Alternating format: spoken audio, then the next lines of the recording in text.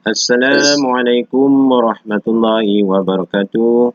Terlebih dahulu diucapkan kepada Ustazah Dr. Zainatun Nadra binti Zainul selaku pensyarah bagi kursus pengantar tafsir Al-Quran, dan saya hormati juga dan saya kasihi juga Dr. Irwan selaku ketua kelas bagi pengajian program Diploma Eksekutif Imam UTHM. Saya Zulkifli bin Isnin akan membentangkan satu tugasan individu, iaitu di bawah tajuk Tafsir Al-Azhar yang dihasilkan oleh Buya Hamka.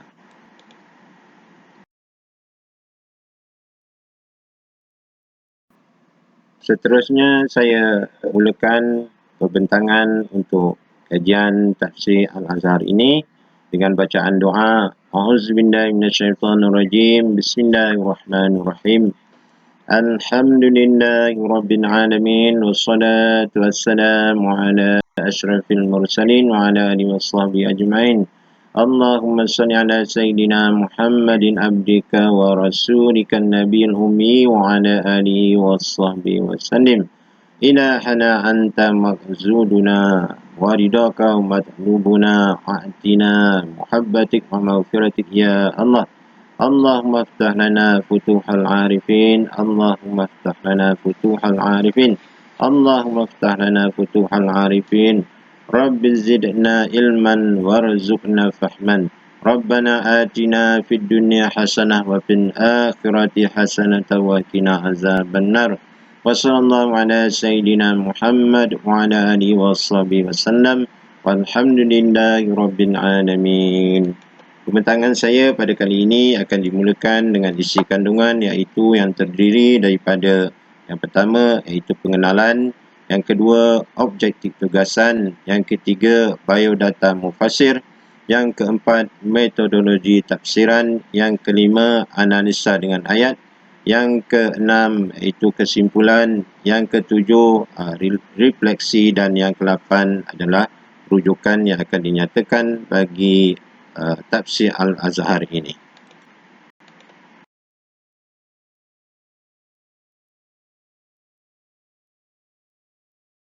Allahumma salli ala Sayyidina Muhammad wa ala Sayyidina Muhammad. Seterusnya saya mulakan pembentangan ini di bawah tajuk pengenalan, iaitu Al-Quran bagaikan intan. Setiap sudutnya memancarkan cahaya yang berbeza dengan yang terpancar dari sudut yang lain. Dan tidak mustahil jika kita mempersilahkan orang lain memandangnya, maka ia akan melihat lebih banyak daripada apa yang kita lihat. Ilustrasi ini menggambarkan kepada kita bahawa Al-Quran sebagai sebuah teks telah memungkinkan banyak orang untuk melihat maknanya yang berbeza-beza di dalamnya. Dengan berbagai metodologi yang diperkayakan, para mufassir kerap mempunyai corak yang tersendiri yang menarik untuk menyelusuri makna Al-Quran itu sendiri, iaitu dimulai menafsirkan huruf dengan huruf atau sebutan dengan sebutan dalam setiap ayat sehingga menghubungkannya dengan fiqh, politik, ekonomi, tasawuf, sastra, kalam dan lain-lainnya. Al-Quran juga tidak hanya diturunkan kepada orang-orang Arab ummiyin yang hidup pada zaman Rasulullah SAW, dan tidak pula hanya pada generasi abad ke-20, tetapi juga bagi semua manusia sampai ke akhir zaman. Selanjutnya, agar seseorang itu dapat memahami Al-Quran dengan baik, ia harus merujuk kepada tafsir Al-Quran yang menjelaskan atau menerangkan firman Allah SWT dan memberikan pengertian perkara-perkara yang terkandung di dalam Al-Quran. Salah satu kitab tafsir yang sangat masyhur di Nusantara alam Melayu, khususnya di Indonesia, adalah Tafsir Al-Azhar, iaitu yang dikarang oleh Buya Hamka. Generasi Buya Hamka bersama para mufassir yang sezaman dengannya adalah generasi kedua mufassir Indonesia setelah Profesor Mahmud Yunus. Ia dikatakan generasi kedua kerana terjadi perbezaan yang begitu jelas dari generasi yang lalu, iaitu selain tafsir yang berbahasa Indonesia, pada peringkat ini tafsir yang berbahasa daerah pun tetap beredar di kalangan pemakai bahasa tersebut, seperti kitab Al-Mubin karya Kyai Muhammad Ramli dalam bahasa Sunda, dan kitab tafsir Al-Ibriz oleh Kai Mustafa Bisri dalam bahasa Jawa.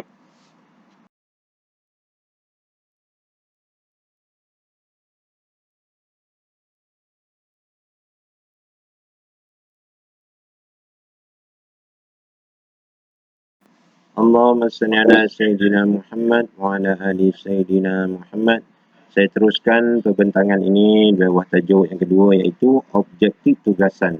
Di antara objektif tugasan yang dibuat, iaitu yang pertama, iaitu mengenal pasti mufassir, iaitu terdiri daripada biodata peribadi Profesor Dr. Hamka itu sendiri, sejarah hidup, pendidikan, politik dan sosial serta perjuangan beliau. Yang keduanya, mengetahui ataupun mengkaji kaedah tafsiran di bawah tafsir Al-Azhar ini, iaitu tafsir yang terhasil semasa beliau, iaitu Profesor Buya Hamka di dalam tahanan, yang mana tafsiran ini beliau lakukan dengan begitu teliti, yang terdiri daripada tafsir Al-Matsur, tafsir Birra'i, metodologi tahlili, corak penafsirannya, corak penafsiran adabi dan corak penafsiran ijma'i.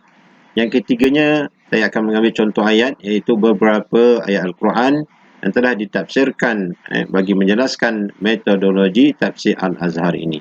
Dan yang keempatnya, iaitu kata-kata hikmah yang terhasil melalui penafsiran ayat Al-Quran, iaitu di antaranya seperti mana infografik yang menjelaskan tafsir bagi surah Al-Ma'idah ayat 51.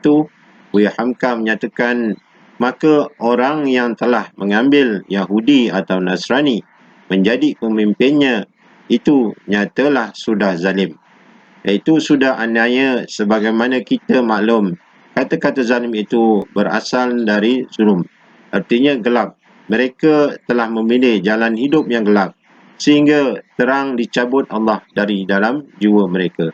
Itulah antara kata-kata hikmah di dalam penafsiran Buya Hamka untuk menjelaskan ayat surah Al-Ma'idah ayat 51.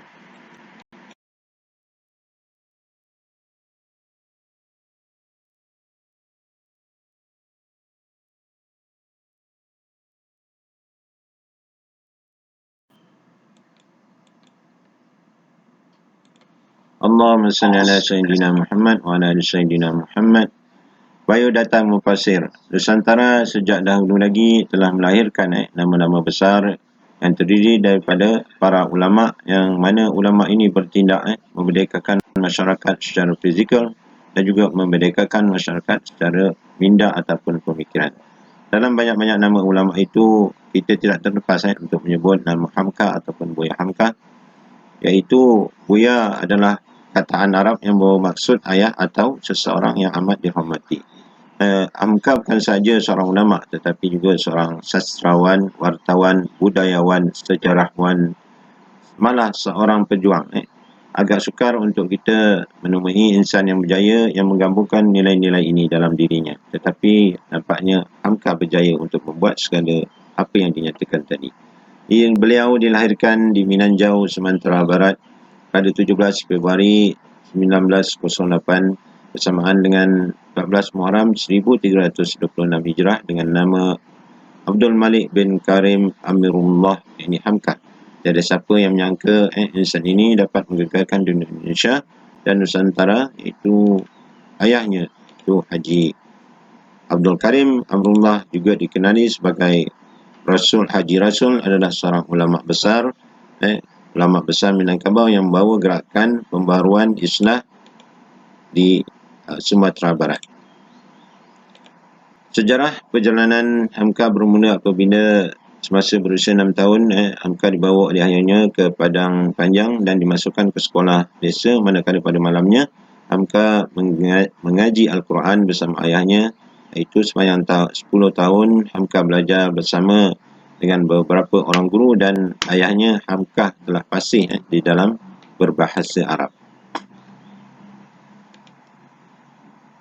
Pada usianya 16 tahun, Hamka telah pergi ke tanah Jawa untuk melepaskan dirinya daripada bayangan besar ayahnya. Hubungan Hamka sebenarnya dengan ayahnya agak kurang rapat, iaitu bila Haji Rasul bercerai dengan ibunya.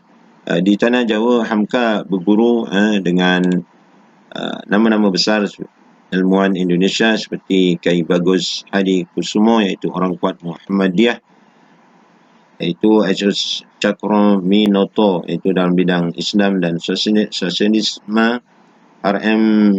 Suryo Purnoto, yang ini bidang sosialis, H. Fakhruddin, iaitu pada bidang agama, dan ramai lagi. Hamka juga banyak menghabiskan masanya dengan membaca buku-buku falsafah, iaitu sejarah politik dan buku-buku kemasyarakatan. Setelah selesai belajar di tanah Jawa, Hamka pergi pula ke Mekah, yang mana pergiannya ke Mekah ini tidak diberitahu kepada ayahnya. Itu menurut Rusdi Hamka, yang ini anak buah Hamka. Ketika dia ke Mekah, dia hanya diam-diam itu pergi secara senyap, iaitu dia pergi ke Mekah dengan wang sendiri dan dengan bantuan teman-temannya. Bila sampai ke Mekah, dia mengirimkan surat, kabar berita, tetapi surat itu tidak ditujukan terus kepada ayahnya, sebaliknya ditujukan kepada kakaknya Fatimah. Ketika diceritakan Hamka sudah berada di Mekah, ayahnya menangis mengenangkan anaknya itu. Kalau bagaimanapun, beliau bersyukur anaknya telah pergi ke Mekah. Dan pulang dari Mekah, iaitu Hamka berkahwin dengan Siti Rahmah, Siti Raham, dan di sinilah beliau mula mengembangkan gerakan Muhammadiyah di Sumatera pada tahun 1912 Hijrah.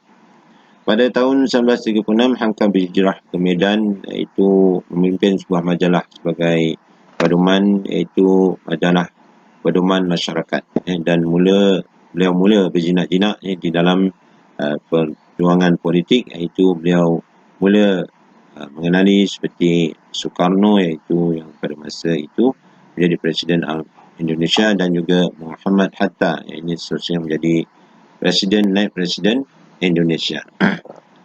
Dalam dunia kesusastraan Melayu, beliau telah hebat, terbukti dengan timbulnya ataupun terbitnya novel Tenggelam Kapal Wonder Wijik dan Di Bawah Lindungan Kaabah, yang mana dipetik daripada novel Tenggelamnya Kapal Wonder Wijik, iaitu bahawa banyak orang besar yang kalah dalam percintaan. Lantaran kekalahan itu, dia ambil jalan, iaitu dia maju dalam politik, dalam mengarang syair, dalam mengarang buku, dalam perjuangan hidup, sehingga dia naik ke atas puncak yang tinggi, yang mana perempuan itu wajib melihatnya dengan menengadah daripada bawah. Perjuangan Hamka tidak terbatas hanya kepada perjuangan politik, tetapi juga masuk juga perjuangan memerdekakan minda masyarakat, yang mana perjuangan kemerdekaan Hamka dan Soekarno telah dilakukan bagi menuntut kemerdekaan pada masa itu yang dijajah oleh Jepun. Seterusnya, dakwah Hamka bukan sahaja melalui penulisan artikel, majalah dan ceramah, tetapi juga melalui novel-novel beliau, dan beliau digelarkan sebagai ulama sastrawan, iaitu di dalam satu simposium Hamka, Ustaz Fadrul Madjoy menyatakan, Hamka dengan bijaksana, dengan penuh kasih sayang memasukkan nilai-nilai Islam di dalam novel-novelnya. Dan bagi Ustaz Fadrul Madjoy, bahawa 104 buku yang ditulis oleh Hamka semuanya adalah buku-buku Islam, walaupun yang hanya disebut dalam tajuknya sekitar 39 hampir 40 yang terus dikaitkan dengan Islam.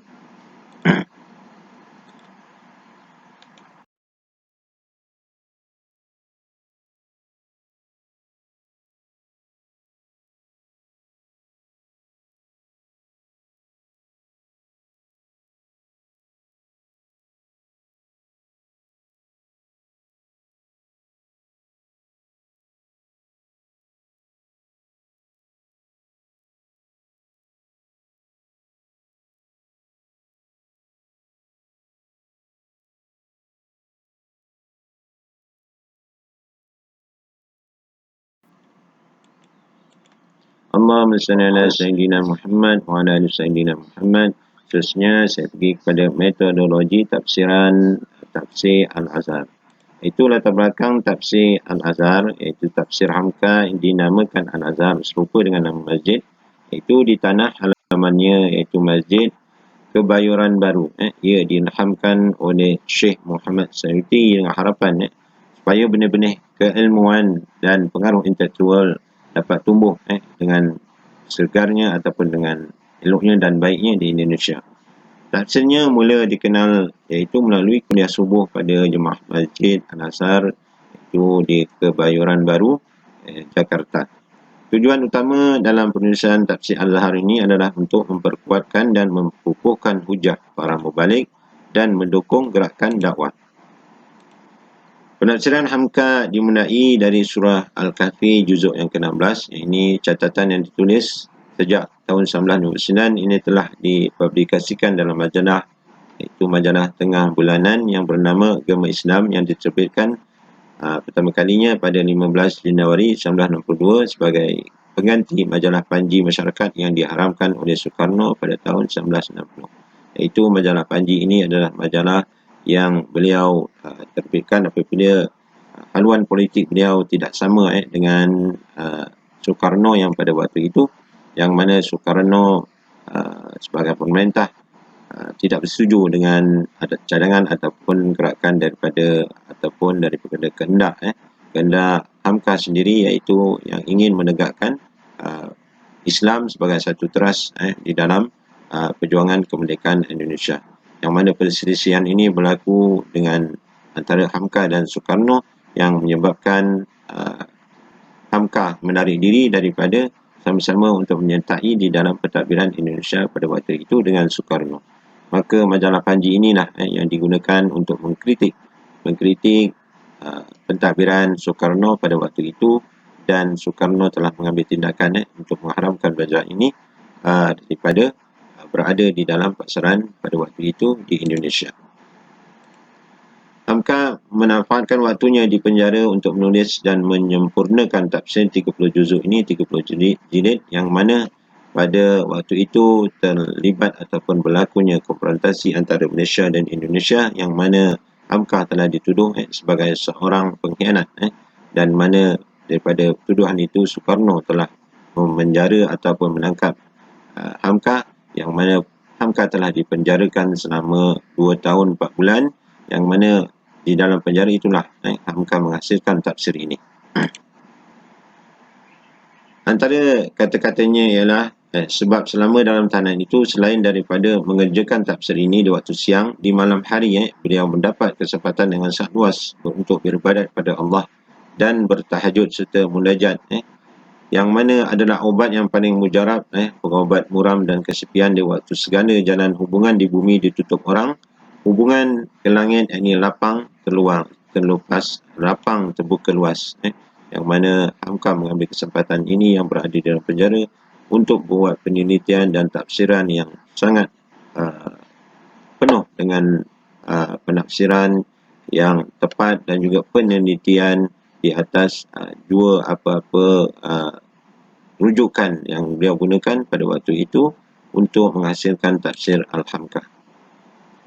Tafsir Al-Azhar ini ditulis juga berasaskan pandangan dan kerangka masyhad yang jelas dengan merujuk pada kaedah bahasa Arab, tafsiran salaf, sebab al-nuzul, nasy mansur, ilmu hadis, ilmu fiqh, dan turut menzahirkan kekuatan dan ijtihad dalam membandingkan dan menganalisis pemikiran mazhab pada waktu itu.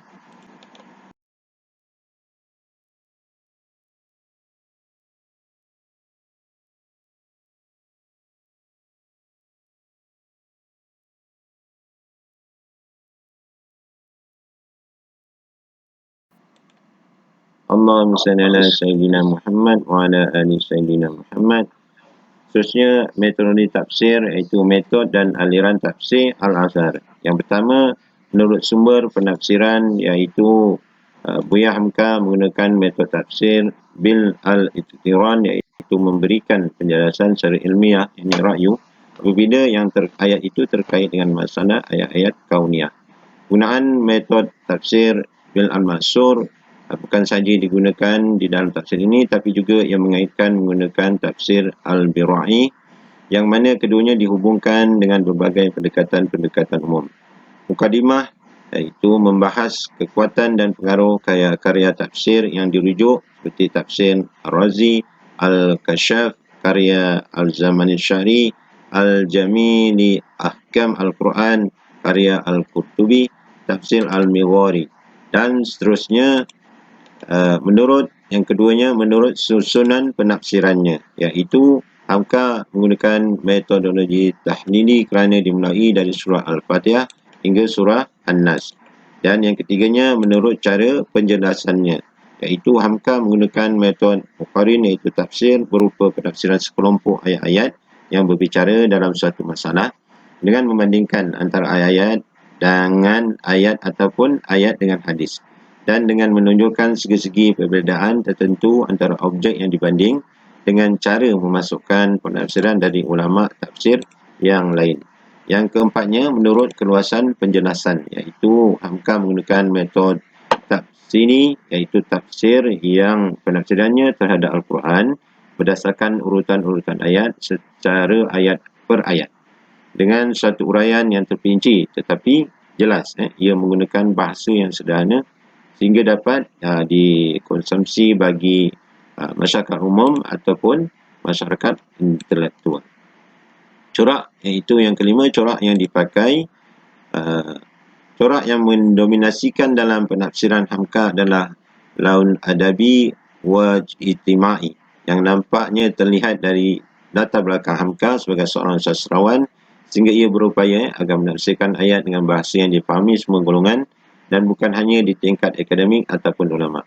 Oleh sebab itu, ia memberikan penjelasan berdasarkan kondisi sosial yang berlaku pada waktu itu, iaitu dari segi pemerintahan Orde Lama dan situasi politik pada waktu itu. Yang keenamnya, dari sudut kesamaan metodologi penafsiran, iaitu tafsir Al-Azhar Hamka cukup memberi perhatian kepada ayat Al-Kauniyah sebagai cara menguatkan akidah dengan metode Al-Tafsir Al-Imi yang mempunyai kesamaan dengan tafsir Al-Mighari yang memisahkan antara penafsiran ijmali dan penafsiran tahlili. Tafsir Al-Mighari juga dikatakan kitab tafsir yang memiliki corak al-adab ijtimai.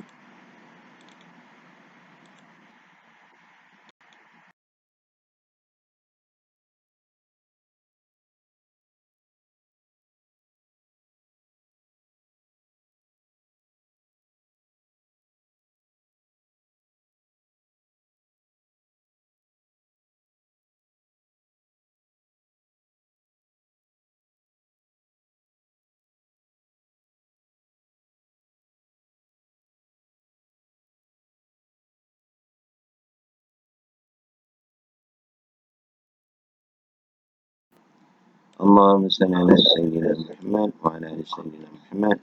Seterusnya kita pergi kepada analisa tafsir dengan ayat, iaitu contoh-contoh ayat tafsir Al-Azhar. Yang pertamanya Al-Quran dengan Al-Quran. Potongan surah Al-Fatihah ayat 7 yang berbunyi A'udzubillahi minasyaitonirrajim ghairil maghdubi 'alaihim waladdallin. Itu bermaksud bukan jalan mereka yang dimurkai atasnya. Tafsirnya itu siapakah yang dimurkai oleh Tuhan atau Allah? Ialah orang yang telah diberikan kepadanya petunjuk, telah diutuskan kepadanya rasul-rasul, telah diturunkan kepadanya kitab-kitab wahyu, namun ia masih saja memperturutkan hawa nafsunya. Telah ditegur berkali-kali, namun teguran itu tidak diperdulikannya. Ia merasa lebih pintar daripada Allah. Rasul-rasulnya dicemooh, petunjuk Tuhan diletakkannya kesampingan sahaja, perdayaan setan juga diperturutkannya. Ayat tersebut ditafsirkan dengan surah Al-Imran ayat 37 yang berbunyi A'udzubillahi minasyaitonirrajim ulaika la khalaqa lahum fil akhirati wa la yukallimuhumullahu wa la yanzuru ilaihim yaumal qiyamah wa la yuzakkihim wa lahum azabun alim. Yang bermaksud itulah orang yang tidak ada bagian untuk mereka di akhirat, dan tidaklah Allah akan bercakap dengan mereka dan tidak akan memandang kepada mereka di hari kiamat, dan tidak dia akan membersihkan mereka dan bagi mereka azab yang pedih. Dan seperti itulah tidak diajak bercakap oleh Allah Tuhan, tidak dipandang oleh Allah seakan Allah dalam bahasa umumnya membuang muka apabila berhadapan dengan orang-orang ini. Begitulah nasib mereka yang dimurkai oleh Allah SWT. Seterusnya tafsir dari Al-Quran dengan hadis. Surah Al-Fatihah iaitu ayat 6 yang bunyi A'udzubillahi minasyaitonirrajim ihdinas siratal mustaqim, yang bermaksud tunjukilah kami jalan yang lurus. Menurut riwayat Abu Hatim dari Ibnu Abbas, menurut beliau dengan meminta ditunjuki jalan yang lurus, tafsirnya ialah mohon ditunjukin agamamu yang benar. Menurut beberapa riwayat dari ahli hadis dari Jabir bin Abdullah bahawa yang dimasukkan Siratal Mustaqim adalah agama Islam, dan menurut riwayat yang lain Ibnu Mas'ud menafsirkan bahawa yang dimasukkan adalah kitab Al-Quran. Seterusnya iaitu penafsiran Al-Quran dengan kaul sahabat atau tabi'in. Surah Al-Fatihah juga ayat 6 yang telah dibacakan tadi dengan maksudnya tunjukilah kami jalan yang lurus. Itu Buya Hamka memaparkan pendapat salah seorang ulama iaitu Fudail bin Iyad yang mengatakan kalau yang dimasukkan Siratal Mustaqim adalah jalan pergi naik haji. Yang ini menunaikan haji sebagai rukun Islam yang kelima dengan penuh keinsafan dan kesadaran sehingga mencapai haji yang mabrur. Dan seterusnya tafsiran Al-Quran dengan riwayat dari kitab Tafsir Al-Mu'tabarah. Surah Al-Fatihah ayat yang ketujuh yang berbunyi Waladhdallin, itu yang bermaksud dan bukan jalan mereka yang sesat.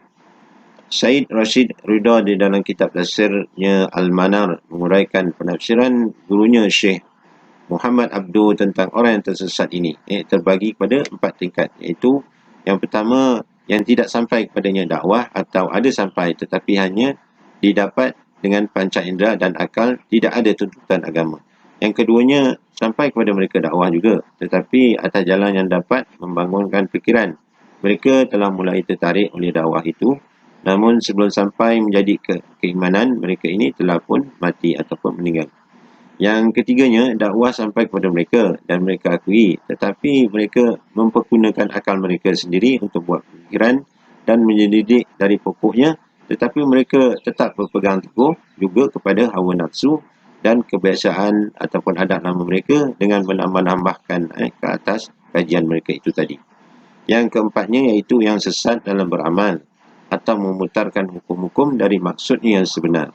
Kesesatan orang ini timbul daripada kepintaran otak tetapi batinnya kosong dari segi iman, iaitu diruntuhkan agamanya tetapi dia sendiri yang hancur. Yang kelimanya iaitu tafsir Al-Quran dengan pendapat Ra'i sendiri, iaitu pemakaian kalimah Tuhan dalam kata sehari-hari terpisah menjadi dua. Tuhan khususnya untuk Allah dan Tuan untuk menghormati sesama manusia. Untuk raja disebut tuanku. Yang terpenting terlebih dahulu adalah memupuk perhatian yang telah ada dalam dasar jiwa bahawa zat yang maha kuasa itu mustahil berbilang.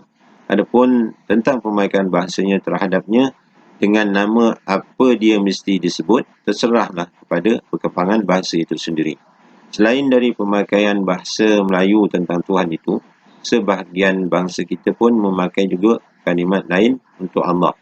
Dalam bahasa Jawa terhadap Allah disebut sebagai Gusti Allah. Padahal dalam bahasa Melayu Banjar, Gusti adalah gelar orang bangsawan. Demikian juga kalimat pangeran untuk Allah dalam bahasa Sunda. Padahal di dalam lain bahasa pangeran adalah gelar bangsawan untuk anak raja ataupun anak raja. Dalam bahasa Bugis dan Makassar disebut Baung Allah Ta'ala. Padahal pada raja atau orang tua yang dihormati, mereka mengucapkan Baung juga. Seterusnya iaitu tafsir sudut kesamaan metodologi penafsiran. Pendekatan tafsir bersumberkan Al-Quran, pendekatan pertama dalam tafsir Hamka dapat dilihat pada tafsir ayat surah Al-Arab ayat 54, iaitu ayat Al-Kauniyah. Ini berkaitan dengan kejadian alam yang dicipta Allah SWT. Dicipta langit dan bumi dalam masa 6 hari, ditutupi siang dengan malam dan bulan, bintang serta matahari. Bergerak dan patuh dengan ketetapannya. Maksud perkataan hari dalam ayat ini berpandukan pada dua ayat Al-Quran, iaitu ayat pertama, ayat 47 surah Al-Hajj yang bermaksud, sesungguhnya satu hari dari azab-azab di sisi Tuhanmu adalah menyamai 1000 tahun datang 1000 tahun dari yang kamu hitung. Dan ayat 5 pada surah As-Sajdah bermaksud Allah mentadbir makhluk-makhluknya, yang ini bagi melaksanakan takbirnya. Dia menurunkan segala sebab dan peraturan dari langit ke bumi. Kemudian diangkat naik kepada pengetahuannya segala yang berlaku dari pelaksanaan takbir itu untuk dihakiminya pada masa yang dirasai oleh orang yang bersalah banyak bilangan tahunnya menurut hitungan masa kamu yang biasa. Hitungan dari sisi Allah SWT adalah sebanyak 1000 bulan. Hitungan yang dinyatakan pada ayat 4 pada surah Al-Ma'arij yang bermaksud yang dilalui oleh malaikat-malaikat dan Jibril ke pusat permintaannya, iaitu untuk menerima dan menyempurnakan tugas masing-masing, terutama pada satu masa adalah tempoh yang iaitu dirasai oleh orang-orang yang bersalah. Sungguh panjang kerana banyak hitungan hisab dan berat soal jawabnya. Tafsir Al-Marawi pula pendekatan ini dapat dilihat pada ayat 5 surah Yunus. Perbincangan Al-Kauniyah ini iaitu sifat-sifat yang ada pada kejadian Allah SWT, iaitu bulan dan matahari serta peranan keduanya. Penafsiran Al-Imi Al-Mighari berdasarkan pada pendekatan ini adalah pada tafsir petikan, iaitu ayat yang membawa maksud, iaitu yang pertama dia dan juga nur yang memiliki maksud yang sama dari bahasa berbeza dengan sifat, iaitu dia lebih terang daripada sifat nur, cahaya terjadi, iaitu dia terjadi dengan sendirinya seperti matahari dan api. Sifat nur pula adalah hasil pancaran daripada pihak lain. Pada ayat 16 dalam surah Nur yang bermaksud dan dia menjadikan padanya bulan sebagai cahaya serta menjadikan matahari sebagai lampu yang terang benderang.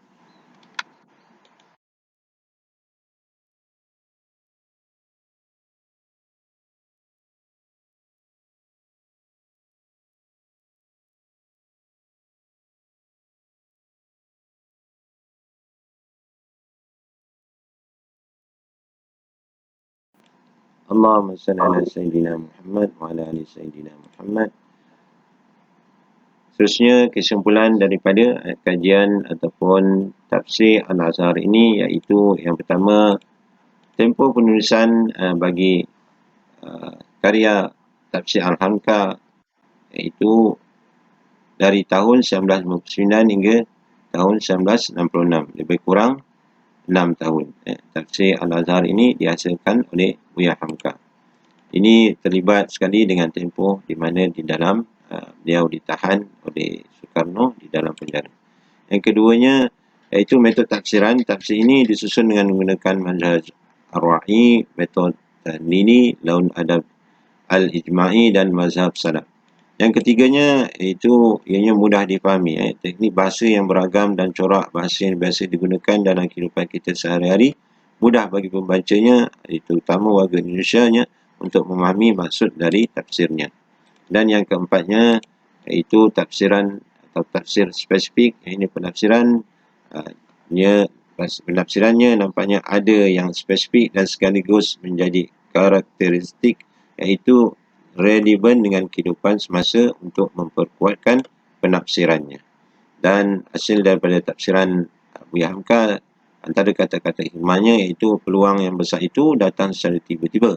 Datang tidak menentu masa, datang di saat kita kesempitan atau kesusahan. Nilailah peluang itu dengan secara bijaksana. Rebutlah peluang yang besar itu kerana peluang yang besar itu boleh berlalu dengan tiba-tiba. Jangan jadikan 1000 alasan untuk tidak merebut peluang yang besar ini. Itulah antara kesimpulan bagi kajian tafsir Al-Azhar ini.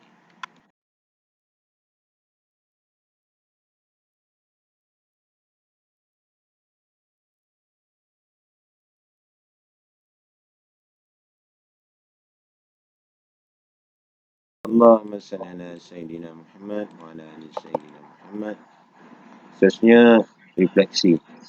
Yang pertama, ulama Nusantara, iaitu antara yang terkenal yang dapat kita ketahui melalui kajian ini adalah Profesor Dr. Hamka selaku ulama yang ataupun penafsir ataupun mufassir yang masih menjadi rujukan terutama bagi masyarakat Melayu Nusantara dan juga masyarakat Islam Nusantara.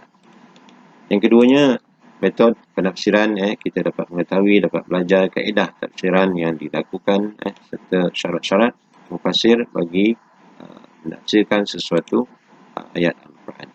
Yang ketiganya iaitu mengetahui sejarah, ini sejarah perjuangan Hamka dalam mempertahankan syariat Islam, iaitu beliau tetap dengan dasarnya tidak kira kawan ataupun lawan, iaitu hukum Allah Subhanahu Wa Taala diutamakan di dalam apa juga perkara yang beliau lakukan.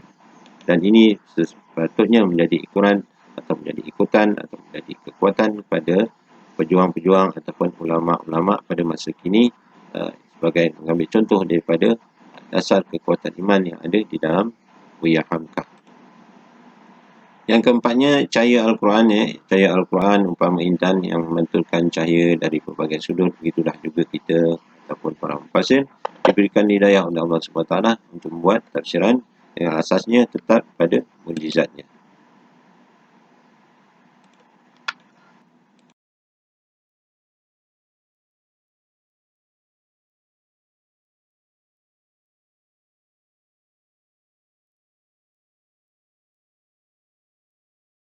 Seterusnya kita pergi kepada rujukan, yang mana rujukan yang dinyatakan di dalam slide ini adalah merupakan sumber-sumber yang digunakan untuk menjadi rujukan bagi penulisan dan kajian tafsir Al-Azhar yang begitu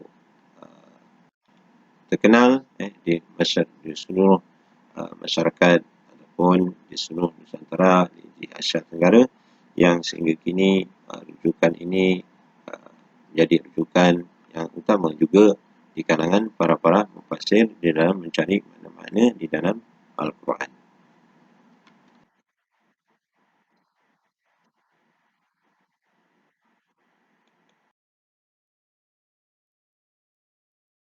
Itulah saja yang dapat saya bentangkan ataupun kajian saya mengenai tafsir Al-Azhar ini. Ribuan terima kasih terutama diucapkan kepada pensyarah iaitu Ustazah Dr. Zainatul Natra binti Zainul yang telah banyak memberi bimbingan dan juga menunjuk ajar sehingga selesainya tugasan ini dapat disempurnakan juga. Begitu juga atas sokongan daripada rakan-rakan. Mudah-mudahan apa yang dibentangkan ini menjadi sebagai satu ilmu yang dapat kita gunakan. Mudah-mudahan ini dirahmati dan diberkati oleh Allah SWT. Saya sudahi dengan Assalamualaikum warahmatullahi wabarakatuh.